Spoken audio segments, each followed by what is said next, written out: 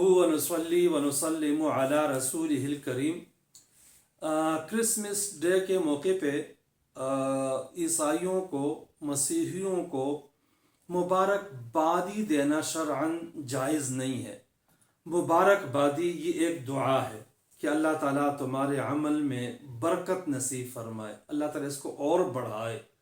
अब जाहिर है कि इस तरह की दुआ नहीं दी जा सकती, क्योंकि क्रिसमस जो उनका है वो एक मजहबी त्यौहार है, उनका एक शिआर है, एक मजहबी चीज़ है जिसकी बुनियादी शिरक पर है और बहुत सारी शिरकी अफ़ाल उसमें किए जाते हैं, फहाशी पे मबनी उनके अमाल होते हैं।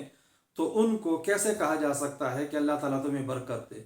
लिहाजा क्रिसमस डे के मौके पे उनको मुबारकबादी देना शरई लिहाज से ठीक नहीं है, ये बहुत सख्त गुनाह है। कंजुल उम्माल में अब्दुल्लाह इब्न मसऊद रज़ी अल्लाह ताला अन्हु की रिवायत है, रसूलुल्लाह सल्लल्लाहु अलैहि वसल्लम ने इरशाद फरमाया कि जो मुसलमान काफिरों की जमात में शामिल होता है और उनकी तादाद बढ़ाता है, फ़हुव मिनहुम, तो वो उनमें शुमार होगा।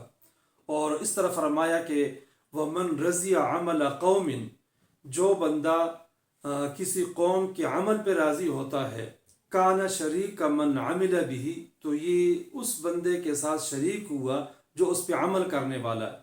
गोया कि ये बंदा फिर काफिरों के साथ उस अमल में शरीक हो गया।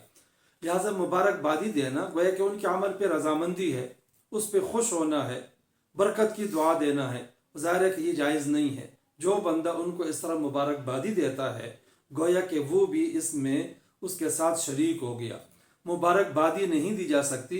वैसे अगर ज़रूरत पड़े तो बातचीत में उनके साथ जो है वो भलाई वाला मामला कर लिया जाए, खुशी का मामला है तो जो है वो कुछ कह दिया जाए, कुछ ऐसे कलिमात के जिससे दुआ न बनती हो, तो ये गुंजाइश है।